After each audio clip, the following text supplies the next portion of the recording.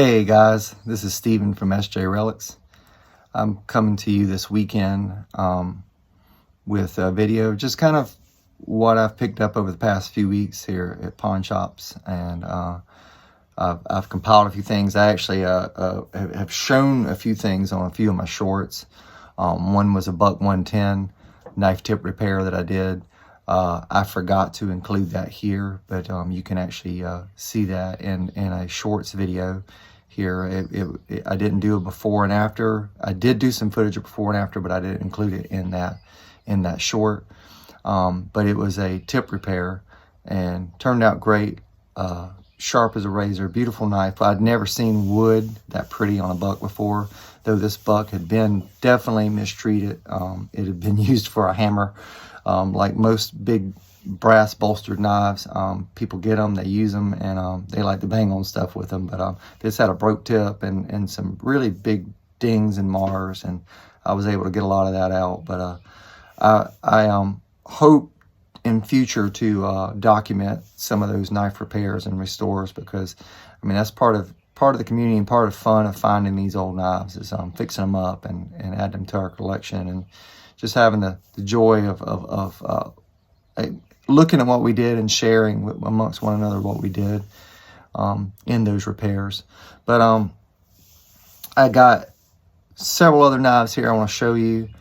Just beautiful knives, things that I wouldn't have ever dreamed of having. And that's one of the cool things about going to a pawn shop, is you never know what someone's going to bring in, or an antique store. You just never know what you're going to find, and never know sometimes what you want until you see it. But I was able to jump in on these deals and get them at a good price. I wasn't able to jump on every deal. There was a couple of things that I missed, and unfortunately they've already sold.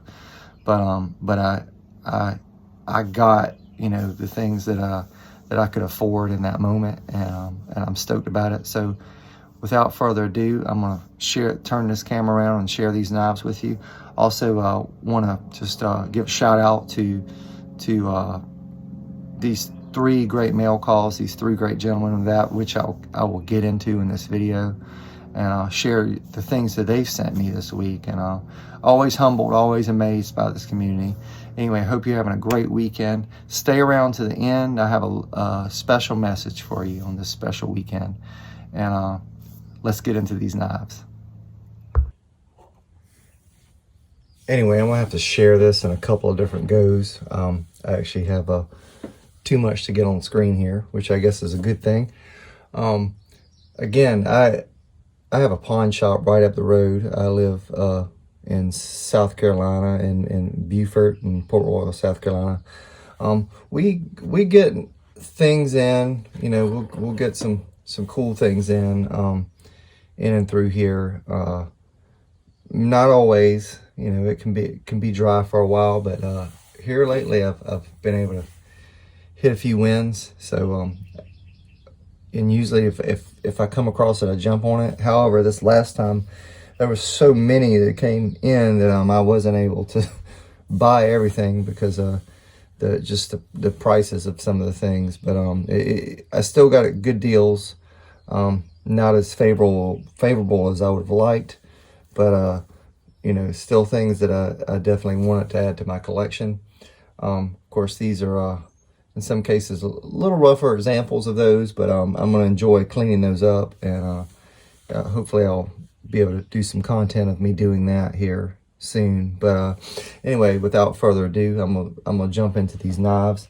The first one I want to talk about is this buck 118. This one, the sheath is kind of rough for the wear. It did dry rot out here, which I do have plans to do, kind of like A-Dub did to one of Aaron Williams. For those of y'all that don't know the short of it, Aaron Williams, AW Custom Designs, he backed a sheath like this with another piece of leather. And then my plans is to drill this snap out, this buck snap here. I'm gonna try to I'll leave it on there right now, but I can pop it off. And it's got a pretty long shank on it because of the thickness of the leather. So I can probably add that to the piece of leather that I'm gonna splice in here glue in here, and just bring this sheath back again, so that way the knife and the sheath can stay together. This is the one with the stamped out buck there on the flap, which I think is really cool. Somebody used this knife, that's what they, after all, what they are, they're tools. This one, as far as I can tell, is from 61 to 67. It does have the inverted buck stamp there, and it's just Buck USA. The original ones just had buck. That was, I'm sorry, the original ones just had buck, which was 61 to 67. This is Buck USA. This was 67 to 72. So this was somewhere between that time period, between 1967 and 1972, being that it has buck and USA. Again, the original ones just said buck, and those were 61 to 67. And anyway, this is a 118. Has a little swedge on the tip. You know, it was a user. Somebody used it, but it doesn't look like it was too overly sharpened. This has that composite, resin composite, whatever handles. I've heard, I don't remember right now at the moment. And then you know, it's got the black spacers. You know, aluminum pommel. Just a great knife.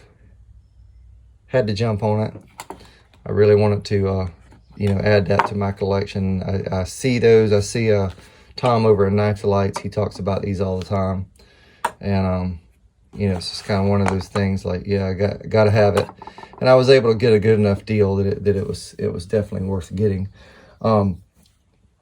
Second of all, I'll go ahead and jump over this hammer brand just in the order that I had them written in. This had some scales on it.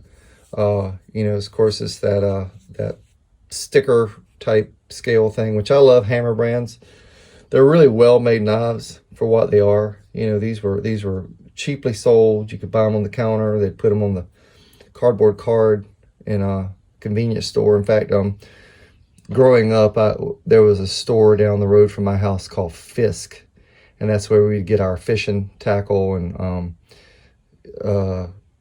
crickets and worms and things like that before we go fishing. And I remember him having cheap pocket knives behind the counter up on a little cardboard thing, like a little point of sale card.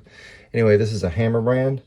From what I can tell, and I can't really get this thing stamped in all that great, because this blade's kind of deep set, so you can't really see that arm. But from what I could tell yesterday through looking at it, this is a 38-341. It has no USA over to the right. This just says hammer brand with the arm, but it's that middle period of hammer brand. So this is 1938 to 1941. Hammer brand was later. This is a nail puller. This hammer brand was later bought by Imperial, again, which kind of explains some of the crypt on the handles. I think these are great knives. This thing's going to clean up. Listen to the snap on that. It's going to clean up nice. And I'm going to do something on it. I'm going to do something cool with the scales. And again, I do like to use and carry these. Great steel in them. Has that gray steel. There's a lot of life left on this blade. It has been sharpened, but still got a little belly on the front, and you know, still got a lot of its character. So I'll be glad to carry it there. And I'm gonna do some cleanup here soon. Hopefully do a video on it. This next one is a Cub Scout knife. It's a Camillus Cub Scout knife. I think I paid like $20 for this one. This one, of course, it has the lock on one of these blades. I think it's like on the can opener or screwdriver. Anyway, it's been sharpened. It's been loved. This particular knife was from the mid to late 60s through the late 70s, or I'd say through the 60s to the 70s. The tang stamp, it is Camillus with a long line underneath, New York, and then USA. I don't know if you can see that. If I said anything wrong, just correct me in the comments. This is the Cub Scout version, not the Boy Scout knife, so it is a little bit smaller, has the bail. Again, it has the punch. All that's in good shape. Oh, okay, the lock is on the punch, which would make sense. And it has a very hard to open can opener. But I don't want to rip my nail off. Don't want to start the weekend with a pulled off fingernail, you know? Y'all know how that is. All these opening knives and junk. Anyway, there we go. This one does need to be oiled and cleaned up. There's your can opener and your screwdriver. Anyway, these are pretty typical knives. I've seen them a lot. Had the chance to jump on this one, so I did. I also, in that haul, got a buck knife, which I showed a few weeks ago. It had a broken tip of that of which I repaired. I forgot to include that knife here. But anyway, those three were together in that haul. These were together in the next haul, which I know I'm showing them out of order here. This is a Japanese hobo knife, and man, it is I got a big hand. This is a lot of knife, y'all. Anyway, it's got the fork. Got a nice bail there, kind of almost like coat hanger material. Anyway, it's got bone scales. The pins are not flush with the scales, just so you know. These knives were not done under the tight tolerances that we know today of the import knives. But it is really cool to have in my collection. It is, to me, I kind of classify this in though it's usable, this is definitely a piece of folk art for me. Again, it says Japan on the blade. Nice full blade here. There's some hammering on this blade, and I think that's pretty typical of these. There's like little hammer marks, and I think these were made pretty crude. A lot of those knives that came out of Japan during that period were, of course, made out of steel that they were collecting up. There's a saw on this thing. I can't get it all open, and I'm not gonna kill myself here this morning. I'm gonna do a future cleanup video on this, but you can see it's got it's got a pair of scissors, it's got a saw, it's got a file, it's got all these tools on the back, and I will do a cleanup video on this in the future, and where we can see what all this thing does. But it's a cool piece, heavy piece. It does have something very futuristic. It has an alarm system on it. So if someone were to try to remove this knife from your hand, you just throw it at them. If you throw it at them and you hit them in the head, it'll stop that person in their tracks. So again, that's a cool feature about this knife is you can just throw it at them and doubt. Anyway, sorry, that was it's a little early in the morning. That was kind of stupid, I know, but it's the best I got. Anyway, this last knife here, this is a case. This is the Pawnee, and this was probably the best of the score. There were actually two of these. There was a Pawnee and a Choctaw, and of course he was just as excited to have them in as I was to get them, and that was one of those other ones I had to let the other one pass. The other one sold really quickly, so that was that. But I definitely got the one that I wanted. This was the fixed blade. The other one was more of a skinner and boning knife. But again, beautiful set. But here we go. This is of course a 10 dot. It's a 1980. It still has the Pawnee etching on the blade. It has been used, lightly sharpened. It is the R603 SSP. Anyway, these are really good knives. Very typical of Western knives from that period. things that I grew up seeing in Kmart and Western Auto, you know, that 70s and 70s, people liked wood. They liked, you know, lots of heavy things, brass and wood, and just that heavy feel. This definitely has that heavy, solid feel. And not sure of the wood on the blade, but again, just very typical of that time period and in American production. Great knife. Glad to add it to my collection. Out of this series, this is my favorite, because it's just a medium-sized fixed blade. Definitely something you could use and carry. I am going to add a lanyard to it, and here's the sheath. Nice basket weave here. I have cleaned this up a little bit.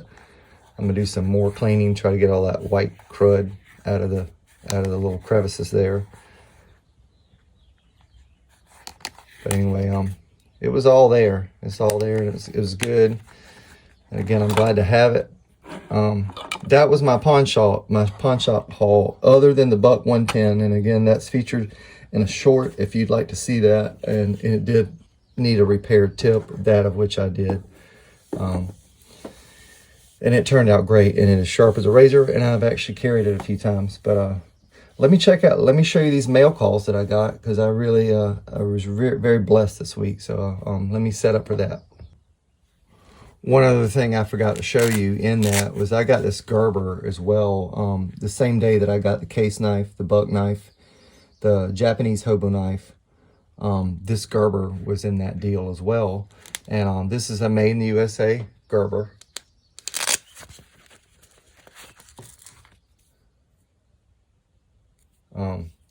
I paid $30 for this, but I mean, it is the tool itself is in like new condition. I mean, it is really never been used. Kind of one of those things, you see it, you get it, you know, I just couldn't pass it up. I'll do something here, trying to get these knives out. Here's the serrated blade on that. And of course, these, you pull the little lever back. It's got the flat tip screwdriver and a bottle opener. It's got a Phillips head on this side. It's got a can opener.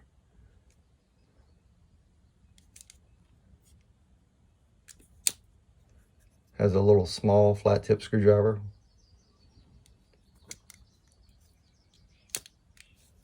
Here you go, it's a larger flat tip screwdriver. And this one has a pair of scissors. A really good pair of scissors here. And that is it on this one. But you know, I thought for the price, it was a good deal. You see how these things have gone up in recent years, so I went ahead and jumped on it, and again threw that in with the deal with the Hobo knife and the Buck and the case knife.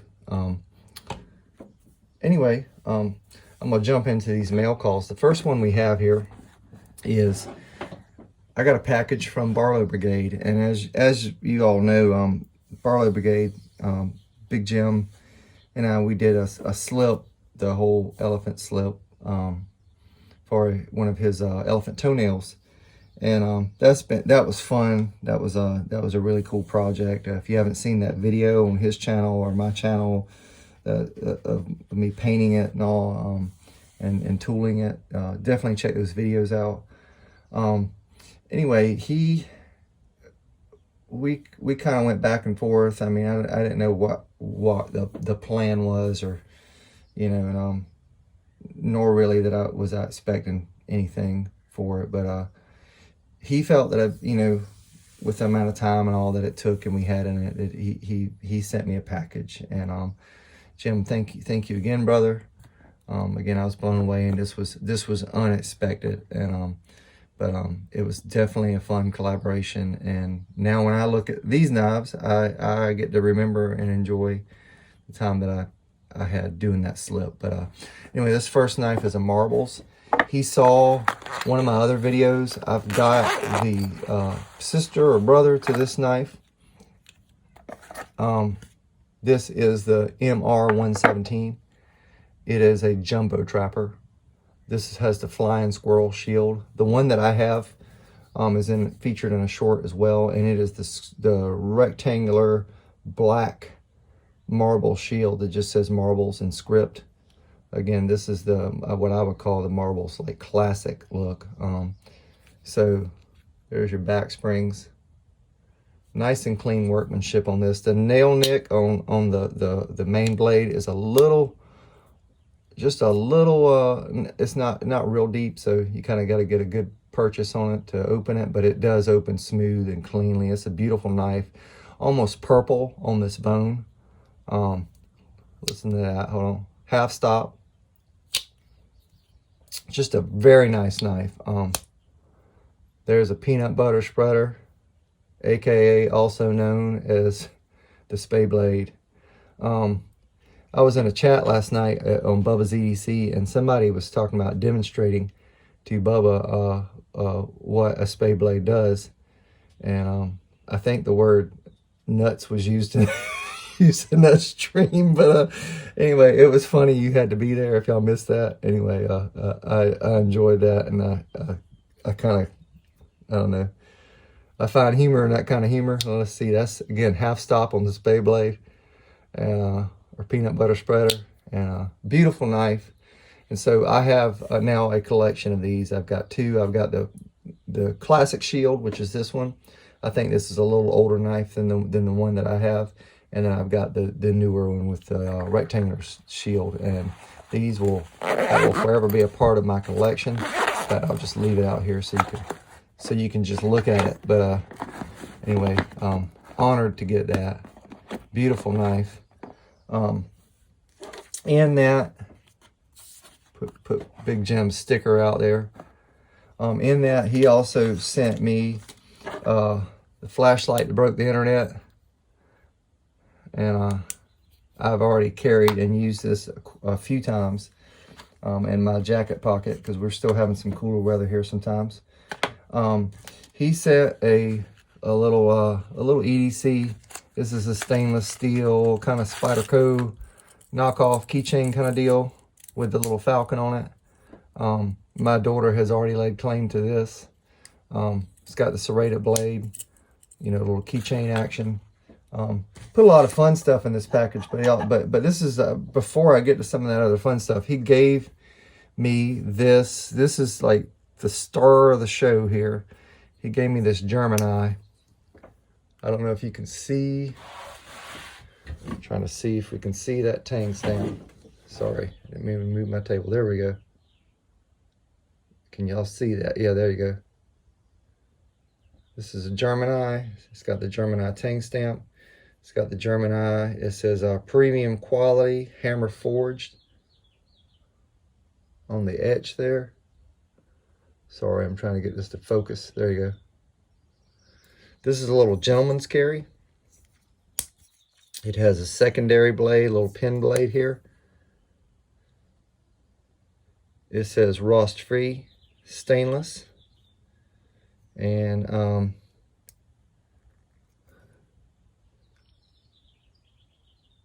oxidable, I think is what that says. Anyway, I've not seen that word and my eyes are not focusing very well, but yeah, a little pin blade. Both blades are sharp as a razor. I don't think this thing has ever been really used. Here's the etching on this. I've got a little collection of these, but mine are all like Japanese and China. So this is definitely the top of my collection as far as the little executive knives. This guy, he was HRJ or something. This was definitely done in the era where they did the hand engraving.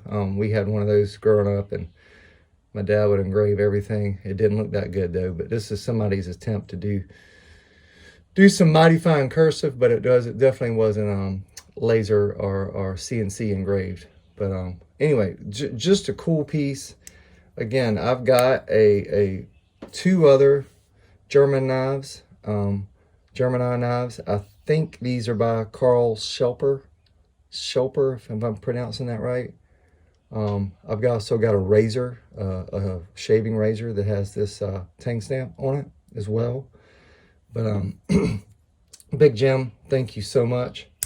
Again, I'm honored to have this. This will forever be in my collection. I love it, and I appreciate it.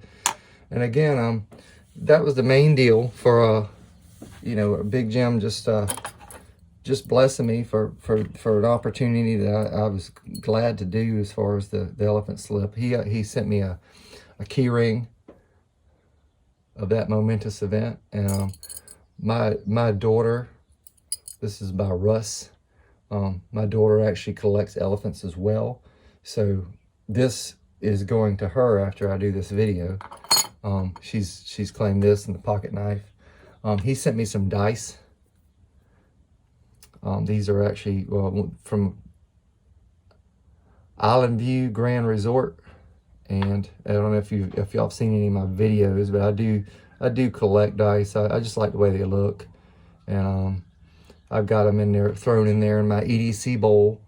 I'll throw them in videos from now and again. My brother he collects old board games, like board games like we played when we were kids, and so he's kind of got me into the dice thing.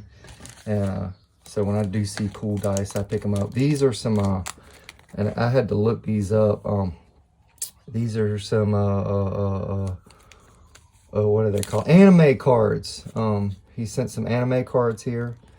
I will check these out. These do look a little risque, so I don't know that these will be going to my daughter.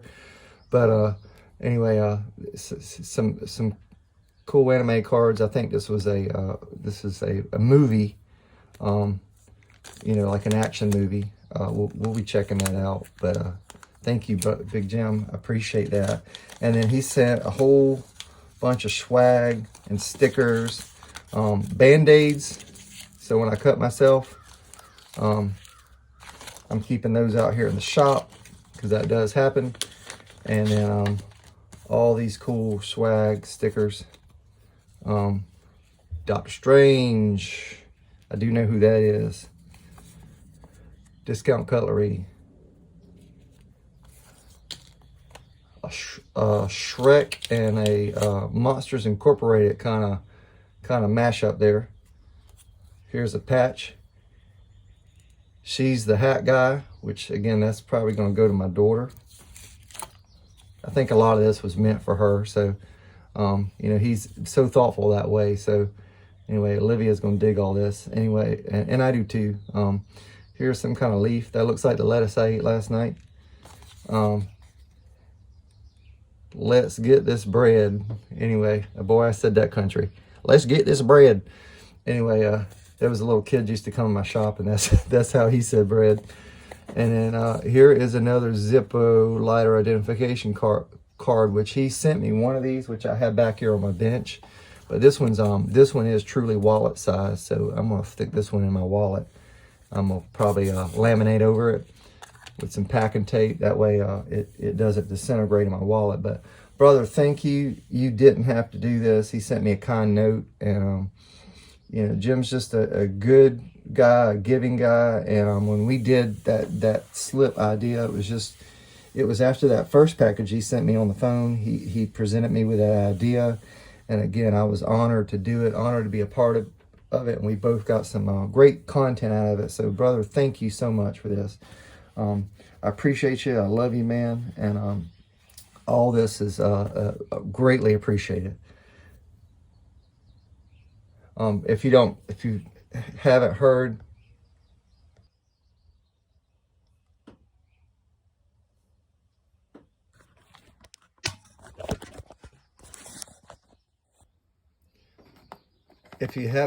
of Big Jim's channel, Barlo Brigade, definitely go over there, give him a sub. He puts out awesome, encouraging daily content, and you won't regret it. He's just a great guy, a lot of candor and humor, and he just makes the whole EDC thing fun. And he's also does Modified Monday, and he's always just really getting some cool pickups as far as knives and things that he finds. And he's got a definite main line to Deep South Cutlery down there. He is practically on staff down there. But anyway, just a great guy. So always has something good to share. And rule number 9. I got a letter from Brian from Bubbas EDC, and I've got a chance to do a few slips for him, and he's showed and featured those on his channel, and for that I'm really appreciative. And of course, you heard me talking about, we were on his live last night, and I think it was Jason Beecher was talking about demonstrating the spay blade. But if you haven't subbed to his channel, go check him out. It's encouraging content, just good times. He's got a great knife collection, and just a great way of presenting it and sharing it, and always has an encouraging word. Brian is also he served in our military, and he's a family man and a man of God. He always has an encouraging word. You can tell he spends time with the Lord, and that's definitely evident. And just the way he does and he shares, that's just a part of his life and who he is, and I definitely respect that. And anyway, this week he sent me a package, and he saw a few weeks ago I did this knife. This is an Explorer. It is 11-314. It is somewhere in the Adventurer line. This is 440 seal. It says Explorer on the blade. This had a tip reprofile, and this one was really heavily carried condition. So I did the going through all the grades of sandpaper, and got it to a nice shine, fixed the tip on that. And Bubba saw that, and so he sent me this little guy right here. And this is an Adventurer as well, and this is 11-204 on that. And this is the Edge Mark 440C, stainless Japan. I would definitely venture to say that these are probably made in the same area. Of course, this one's had the cleaning put on it. We did a video on this the other day. A little bit thicker knife, really solidly made. Again, these are, I now have a collection of these, and again, stoked to get it, Bubba. Thank you for your generosity. Thank you for thinking of me. And I'm gonna do a little cleanup on this one. This one was definitely somebody's user, but it's got a lot of life left in it, a lot of meat left on the blade. Anyway, I'm gonna clean this one up, and definitely got me a little collection going of these. So I'm thankful for that. And if you haven't checked out Bubbas EDC, go on there, give him a sub. Great channel. Love what he does. And again, all these guys that I share, I watch them daily, or I'll binge watch them sometime during the week, and kind of go on a channel and see what they've had going for the whole week. I think we all do that, especially as creators. But never regret it, always enjoy it. Thank you so much. He sent me a nice note here, and I'm just gonna leave it at that. I might get misty-eyed when I read it. So anyway, this last mail call is from that pocket knife guy. Thomas is an awesome guy. Comes from us from the great state of Florida. I think Thomas is originally from California. He is got a very unique and awesome knife collection. Knives that I would definitely like to get into. I don't come across them so much where I live, for for whatever reason, for whatever reason, the Christmas tree scales and end of day scales and things like that just kind of passes this area.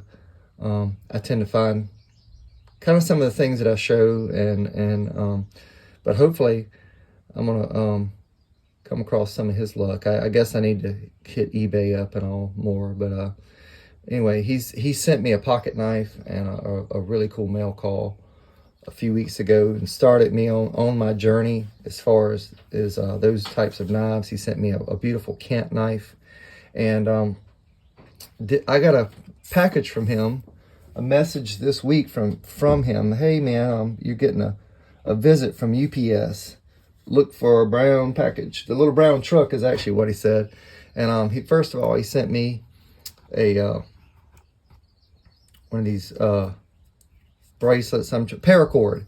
Sent me a paracord bracelet, told me to hook it to my backpack.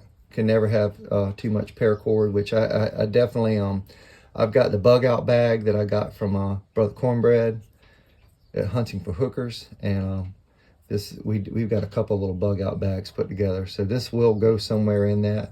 I might even wear this thing, but anyway, a paracord bracelet that was really awesome, thoughtful gift, and then here we go. All right, I am Stephen Jeffrey of SJ Relics.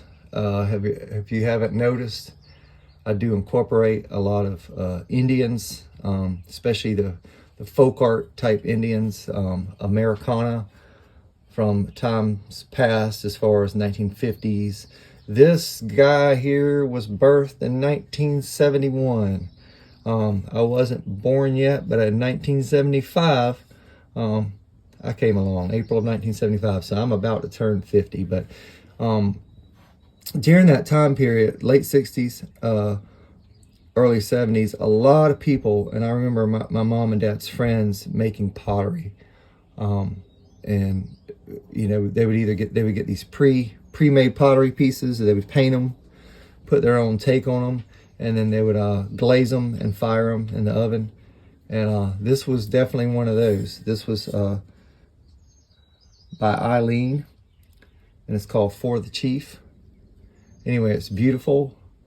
He's got some teal work here, which during that time period, it's kind of cool for that, because they didn't use teal a whole lot. It was like harvest gold and green, but when I first unveiled this guy, all I saw was like this part, and I was thinking, okay, Thomas sent me a naked statue. I just my kids were looking like, okay, what's he taking out? I wasn't sure, and then I saw the headdress, and I was like, oh man, it's an Indian chief. So this is awesome. This fits in my collection. I have quite a large collection of folk art Indian. I want to clarify that it's like folk art Indian statues, Americana, chalk pieces like carnival art, 1950s toys that have that look, that hand painted look. This guy fits right in. I've already put him in there. I have a teal colored cabinet that I actually keep my knives in. I'll have to show that one day. And this guy's sitting right on top with a big world globe and a couple of gator heads. And anyway, he will live in there, and he will make some appearances and some videos. But again, this thing is beautiful. Thomas, I appreciate it, brother. And again, this will be a part of my Indian chief collection. And hey, Thomas, thank you so much for your generous mail call, and again for thinking of me. This is always humbling. I really appreciate this, and this chief will be forever part of my collection. And I really appreciate him. He does fit right in with my motif and kind of what I've got going on. And I'll definitely have to show some footage of my other Indians that I've collected, so you can kind of see what I mean. But thanks so much. And this is the SJ Relics mascot, so I appreciate it, brother. Thank you so much, and I don't take any of that for granted. again, Thomas, that pocket knife guy, check out his channel, give him a sub. He puts out awesome daily content and just has an awesome, very unique collection, and you won't regret it. Anyway, guys, this is a very special weekend. I hope you guys are just getting out and enjoying it, enjoying family. Easter weekend is Christmas. Though Christmas is special because, you know, that's when I celebrate the birth of Jesus. He not only came to live just like us as a man, but he also came to be the ultimate sacrifice and atonement for our sins. And I know you'll hear this in many ways. I know some people have heard this so much that they tend to tune it out. But I'm here to tell you today that nothing that you can do will ever be good enough to atone for your sin. And I'm not telling you that you're just a dirty, despicable person. But what I'm saying is that our best, our very best, is as filthy rags. And what I'm here to tell you in a word of hope is that God knows you on your best day, and he knows you on your worst day.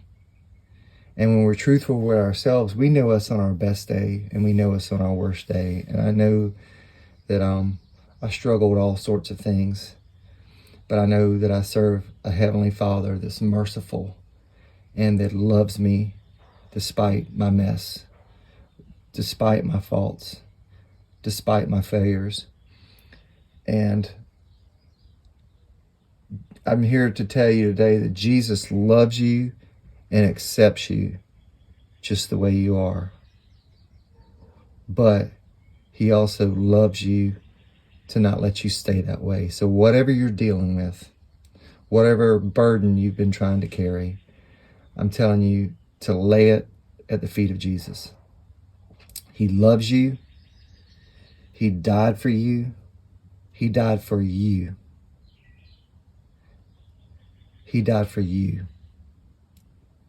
He also died for everyone else in the world, but it's all of us that will receive that sacrifice, that perfect sacrifice on the cross. So receive him today. Accept him into your heart. Find a local church, a church body, and make that step.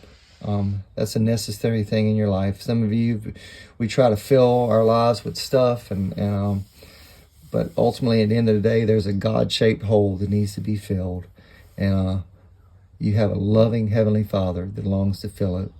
And his Son is Jesus Christ, who died for you, who sits at the right hand of the Father in the place of victory, because he already won the victory for you in this life. So receive that free gift today. Make this weekend a time of turning and change in your life. And just listen to that call, that small voice that's been beckoning you year after year. Make this year and this time, 2025, your time and your season of coming to him and giving your life over to him.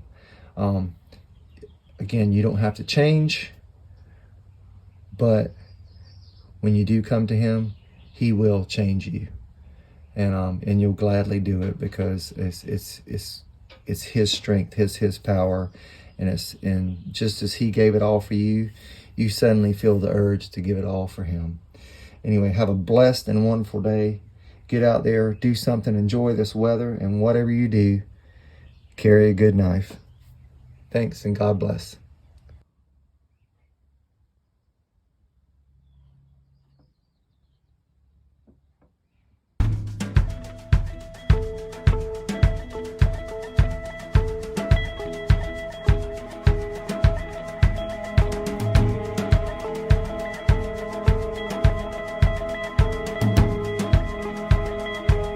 This is the burden of the Lord.